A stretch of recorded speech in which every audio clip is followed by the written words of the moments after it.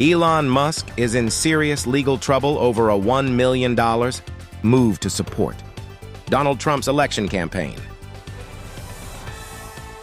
Hey everyone, welcome back for another deep dive.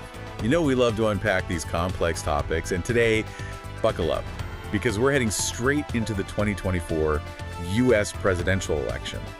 Specifically, well, we're looking at Elon Musk, and let's just say his recent attempt to make a splash landed him in some pretty hot water. Yeah, safe to say things didn't exactly go according to plan. So for this deep dive, we're going to be pulling information from a video we found over on Geo News, and yeah, it's a doozy. Basically, Musk tried to throw his weight behind a certain candidate. We talk about Trump. Yep, Donald Trump. Yeah. And as you might guess, things got a little out of hand. But before we jump into the chaos, let's set the stage a bit. So we all know Elon Musk, right? Tesla, SpaceX, the whole shebang. Oh yeah, the guy's practically synonymous with innovation these days. Exactly. And he's been using that innovative spirit to, well, let's say support Trump's campaign.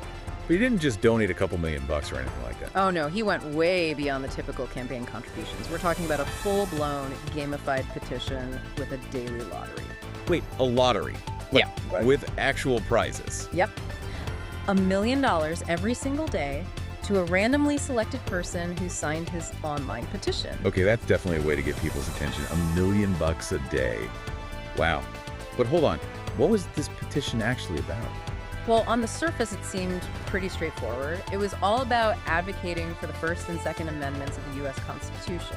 You know, freedom of speech, the right to bear arms, the whole 9 yards. Right, classic American values. But I'm sensing there's a bit more to this story. Oh, absolutely. See, by choosing those specific amendments to focus on, Musk subtly tapped into some core values that, well, let's just say they resonate strongly with a certain political party. You're talking about the Republicans, right? Bingo. It's not just who Musk was supporting, it was the way he chose to frame his support.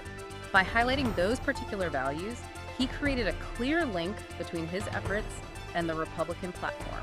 So it was all very strategic. He wasn't just throwing money at the problem, he was trying to influence public opinion by framing the conversation around these specific hot-button issues. Exactly. And this is where it gets even more interesting. Trump actually promised that if he got elected, he'd appoint Musk to a pretty high-level position. Oh, really? What, like Secretary of something? Head of the Government Efficiency Commission, to be precise. Now imagine Musk, with all his tech world experience, applying his unique methods to government operations. Yeah, that's a pretty wild thought. Like, could you imagine the kind of shakeups he'd make? Exactly. It really gets you thinking about the potential ramifications, both positive and negative. You know, how would government policies shift?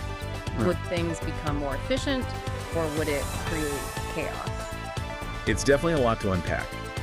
But before we get too deep into hypotheticals, we need to address the elephant in the room, or, well, the court ruling in the room. Remember that whole $1 million lottery thing? Oh yeah, the one that got shut down. That's the one. A U.S. court just declared the whole thing illegal. And it all came down to campaign finance laws. It's not just about how much money you throw around, it's about how you do it. Right. So the court wasn't saying that Musk couldn't support Trump.